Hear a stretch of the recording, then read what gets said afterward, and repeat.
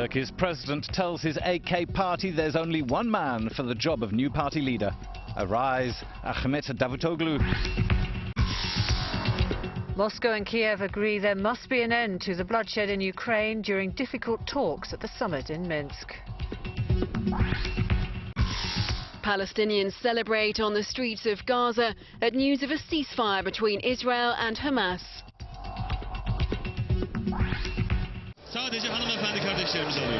Turkey's ruling AK party has a new leader, with former boss Recep Tayyip Erdogan now president and constitutionally barred from leading a party. The incoming prime minister and loyal right-hand man Ahmet Davutoglu has taken over the job. The former foreign minister may now see his office diminished as Erdogan wants to reshape Turkey into a more presidential democracy. Erdogan, who was elected president, determined the roadmap for the new prime minister clearly. Remember what he said. He talked about his struggle with the parallel state and underlined the fact that he chose Davutoglu because of his shared determination to do something about it. Davutoglu faces taking the AK party into elections in less than a year. He may find it hard to set a style of his own, should he want to do so, with such a dominant figure as president, to whom he owes his political career. There was no contest for the leadership of the AK Party Congress in power for the last 12 years. Ahmet Davutoglu replaces Erdogan. This Congress was more about making a show of power and unity. Euronews, Ankara. Late-night talks at the summit in Minsk have at least pulled Moscow and Kiev into one frame of mind, that the bloodshed in Ukraine must stop.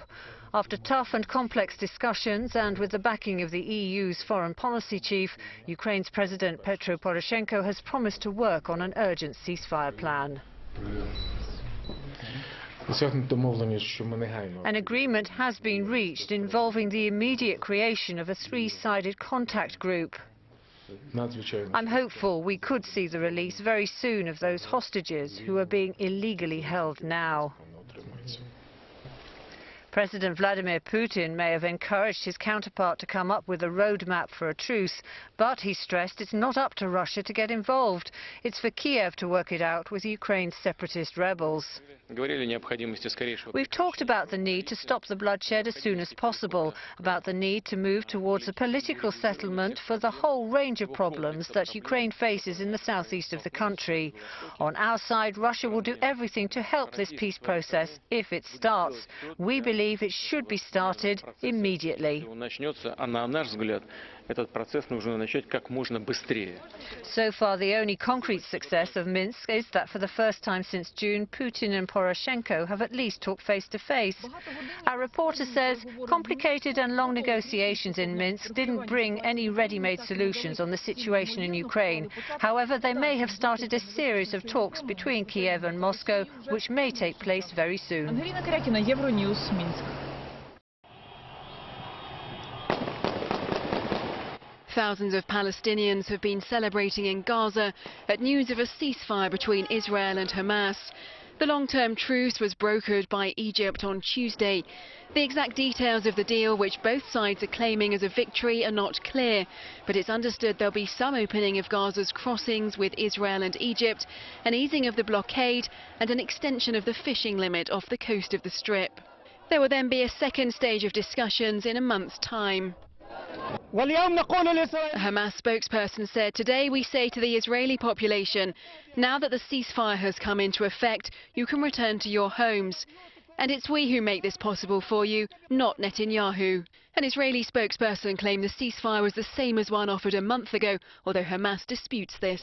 Is it that today Hamas accepted the very same Egyptian framework that it rejected a month ago? Ultimately, so much bloodshed could have been avoided. The 7-week conflict has left more than 2,000 Palestinians dead, most of them civilians, including more than 500 children. 64 Israeli soldiers have been killed, along with 3 Israeli civilians and a Thai national. In Tel Aviv in Israel, families enjoyed a warm summer night at a playground near the sea. There were mixed reactions to news of the ceasefire in Gaza. I think the ceasefire is very, very good for me, for the people of Israel. I want to come back to regular life. I don't want to go to the shelters.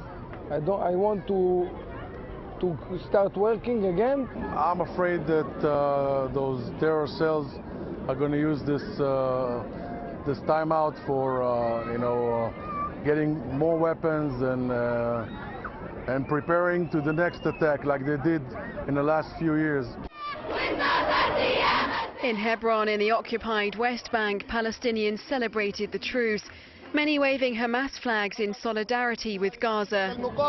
One resident said, "We support the resistance. We've seen that most Arab leaders have stood against the resistance and against the people of Palestine. We say even if there's only one child or one man left, we will support the resistance until our very last breath." For families on both sides of the conflict, the hope is that this time the ceasefire will hold out. My name is Peter Theo Curtis. Today's date is July 8th. Efforts being stepped up to try and free 4 more American journalists being held in Syria following the release after 2 years of Peter Curtis. Qatari diplomacy helped in his release, with the official al-Qaeda affiliate in the country, the Nusra Front, freeing him just days after rival Islamic State butchered James Foley. In Boston, Curtis's home, his mother, while overjoyed, can only think of another mother, James Foley's. Came back. The first thing I did before I even told my daughter was I sat down and I sent an email to Diane Foley, who we've been through so much together. And I didn't want her to hear it from the media first. Do you know what you'll say to him? I'll give him a big hug and I'll probably cry. Training to tackle Ebola, one of the deadliest diseases known to man. At this course in Brussels, run by medical charity Médecins Sans Frontières, frontline workers are shown how to prevent its spread and protect themselves. More than 240 healthcare staff have been infected in Guinea, Liberia, Nigeria and Sierra Leone. Over 120 have died. Getting proper equipment to where it's needed is a challenge. Disaster response groups are sending this cargo from the US state of Texas. With Ebola being transmitted by bodily fluids, this protective gear is critical, and so we're working very hard to get it there. A British volunteer nurse is among those to have been infected by this worst ever outbreak of the disease that's already killed over 1,400 people. The World Health Organization says it shut a laboratory in Sierra Leone after another health worker there was infected. Is the sun setting on Japan's tuna fishing industry? Faced with the recent report that the bluefin tuna population is close to collapse, Tokyo's done an about-turn and decided to slash catches by half. Last year, the USA, Japan, China and South Korea agreed to cut catches by 15% of young under 3-year-old fish. But Japanese fishermen have taken fright and will demand the 4 nations agree next year to a 10-year plan to cut by 50% the number of fish under 30 kilos. This should allow the species to more easily reproduce and recover. Japan's also to propose an early warning system letting fishermen know when they're approaching the limit of their quota, when they have to stop fishing completely. This is designed to minimize disruption and allow the industry to better anticipate periods of no activity.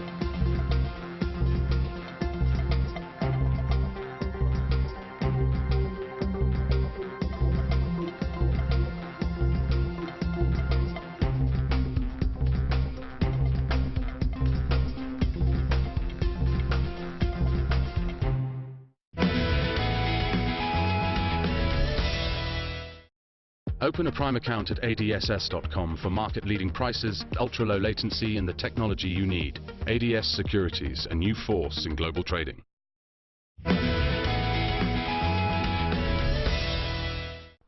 One of this summer's longest transfer sagas finally came to an end on Tuesday when Manchester United signed Angel Di Maria from Real Madrid. United paid a British transfer record of £59.7 million, almost €75 million, eclipsing the £50 million Chelsea paid Liverpool for Fernando Torres in 2011. The Argentina international, who played a key role in his nation's run to the World Cup final this summer, has signed a 5-year deal with the Red Devils. The 26-year-old winger is United's fourth summer signing following the arrivals of Luke Shaw, Ander Herrera and Argentina teammate Marcos Rojo. Scottish champions Celtic dropped into the Europa League after losing 1-0 at home to NK Maribor in their Champions League playoff second leg. The Slovenian First Division champions were held to a 1-1 draw on home soil in the first leg, but Marcos Tavares punished Celtic's poor defending to seal a 2-1 aggregate win. Michael Matthews of the Orica Green Edge team retained the Tour of Spain's leader's red jersey after a third-place finish on stage 4. In searing temperatures, the peloton made their way north on a 164.7-kilometre trek to Cordoba. A 4-man break was whittled down to 3 after the first climb of the day. Spaniard Ahmed Chiruca then burst out of a fast-approaching bunch to bridge the gap on the remaining trio and then attack them with Frenchman Jimmy Engoulevent on his wheel. After 130 kilometres of racing, the break was over, and despite another one forming soon after, all were together again inside the final 10 kilometres. With 200 metres to the line, giant Shimano's John Degenkolb unleashed a furious sprint to take the stage win by several bike lengths, as most of his rivals wilted in the heat. Spaniard Vicente Reynés celebrated second place on the day, while Matthews crossed over in third. Australian Matthews extended his overall lead to 8 seconds over Giro d'Italia winner Nairo Quintana of Colombia. Melinda Kelmendi successfully retained her under-52-kilo title on day 2 of the World Championships in Chelyabinsk, Russia on Tuesday. The 23-year-old Kosovo-born Albanian beat Andrea Citu, whom she outscored from the off with a Waziari half-point after just 95 seconds. It was Kelmendi's third major title in a row after also reigning supreme at the European Championships in April. The first bronze medal was won by Brazil's Erika Miranda, who washed away her semi-final upset by beating Janet Bermoy Acosta of Cuba. Miranda eventually won one of the 2 bronze medals on offer, courtesy of fewer penalties than her opponent. Russia's Natalia Kuzyatina thrilled her home support when she won the second bronze medal in the under-52-kilo class. The 25-year-old beat China's Yingnan Ma for her best result of her career. Japanese judoka Masashi Ebinuma lived up to his favourite status by beating home hope Mikhail Pulyev in the under-66-kilo category. At just 24 years old, Ebinuma is already in a class of his own and defeated his Russian opponent by ippon to secure his 3rd consecutive world title. The first bronze medal was won by Kamal Khan Magomedov. The home crowd were on their feet again when their judoka beat Frenchman Loic Corval with a Yuko score, the 3rd highest score behind a Waza-Ari and an ippon. The second bronze medal was won by Georgi Zantaraya. The Ukrainian beat Japan's Kengo Takaichi, who lost out on bronze after being penalised for not taking a grip.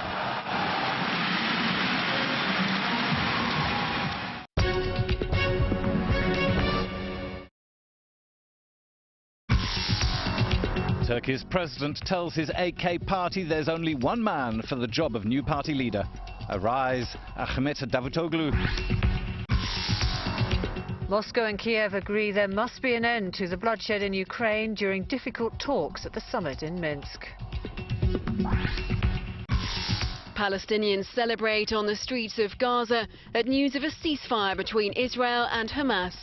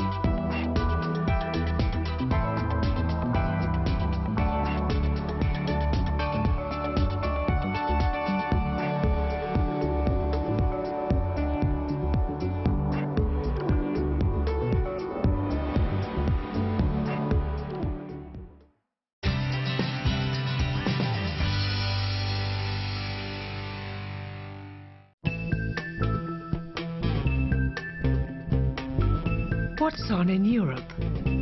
Rendezvous.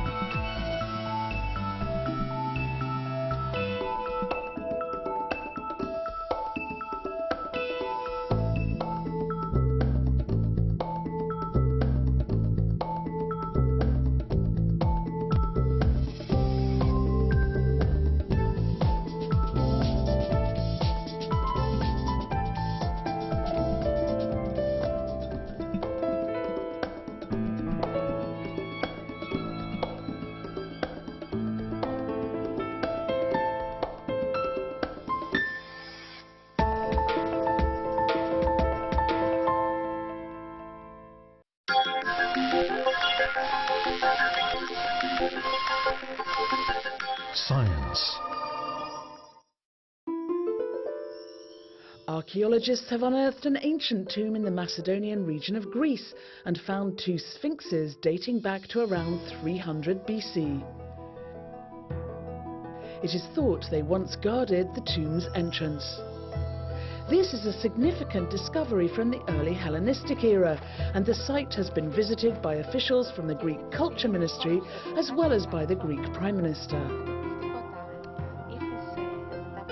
The site, which is around 100 kilometers northeast of Thessaloniki, now appears to be the largest ancient tomb to have been discovered in Greece, and as such will give significant insights into ancient Greek history.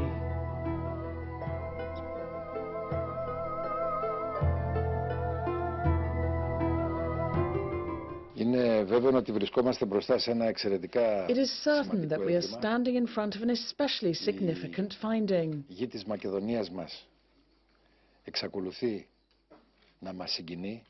The land of Macedonia continues to move and surprise us, revealing its unique treasures that weave together the unique mosaic of Greek history.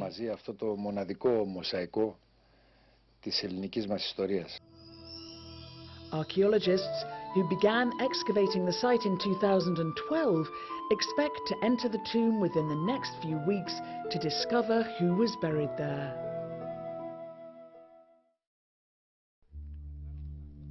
Meanwhile, scientists at the National Autonomous University of Mexico's Geophysics Institute will soon begin exploring the foundations of an ancient temple in the Mayan site of Chichen Itza in Mexico's Yucatan Peninsula. They will be looking for tunnels, tombs and hidden chambers using electrical resistivity tomography.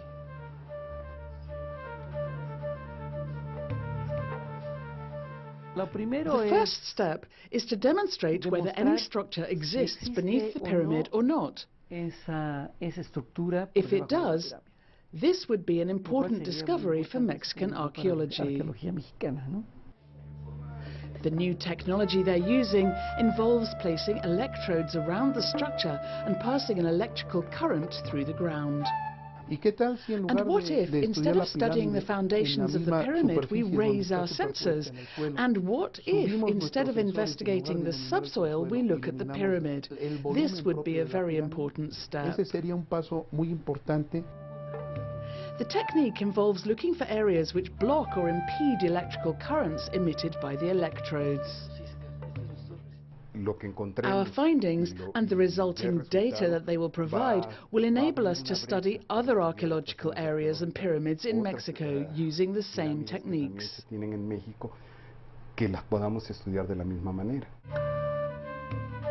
The geophysical survey method has already helped scientists locate ancient colonial tunnels in Morelia. Mesoamerican pyramids were constructed at different stages. Smaller ones were covered by larger ones, which used the original construction as a foundation for the second one.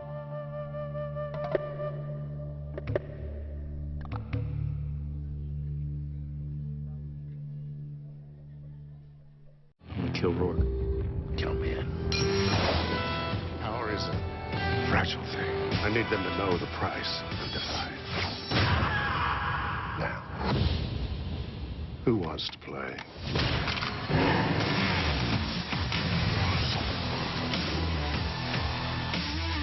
Looks like trouble. Looks like Christmas. You're starting a gang war. Sin City, A Dame to Kill For, has opened in the US to an almost universal lack of interest, although the cast say the movie is fantastic. It turned up action, and it's a really great cast, and it's a really great story. And Sin City is a crazy, crazy idea, and I can't wait to see this film. Actress Jessica Alba also runs a company selling household products. You know, I live a pretty kind of like restrained life in my day-to-day, and you know, I have kids and responsibilities and my company, so when I got to really go for it on this and really channel the dark side, I did. What have I done? You're the only man I ever loved. Death is just like life in Sin City. It always wins. I never thought we'd stand a chance against the most powerful man in the state. Maybe I'll go crazy. Crazy sounding pretty good right now. And the cast enjoyed working together. It's nice, like, you know, when we get to see how all the years have come by and how we've grown as women and business women and doing different things, being able to support each other, not even just with acting, but everything else. Like, I'm supportive of her honest company. She's been really supportive of my fashion company that I'm doing out of Ghana, and like, it's just really awesome to see us as women in our 30s, like, doing our thing, you know? Like, I like that. I like belying sort of the stereotype or the stigma of a woman in Hollywood. A game for professionals.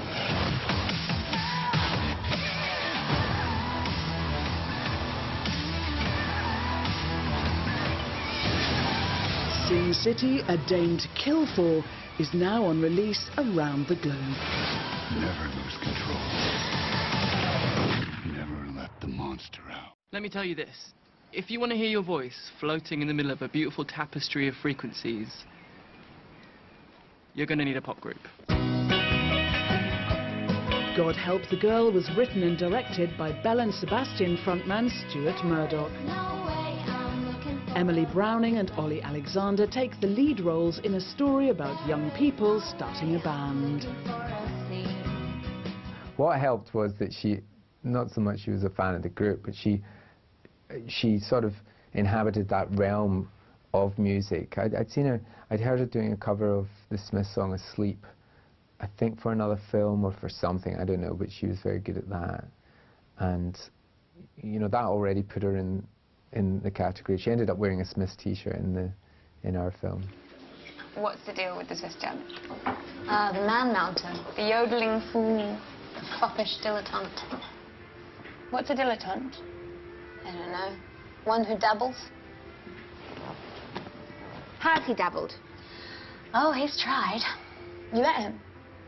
The film was shot in and around To Glasgow. let myself. I would recommend making a film in Glasgow. I think it's such an easy city to move around. That was one thing that the crew were saying, you know, when they came up to Glasgow. It's logistically, it's pretty sort of groovy town. It's not too packed anymore. It's not too crazy like London, and people are generally, you know, they'll let you do what you want, and if they don't like you, you should just go and do it anyway. I'll fend attention off, I keep to myself. You have been warned.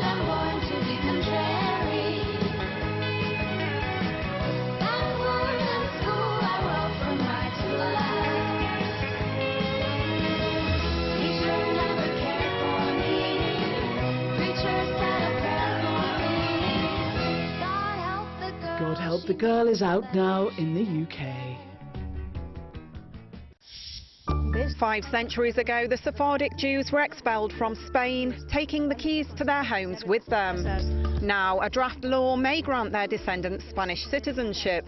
Is it a symbolic effort to make amends? Will the move trigger a massive influx? Find out in Reporter.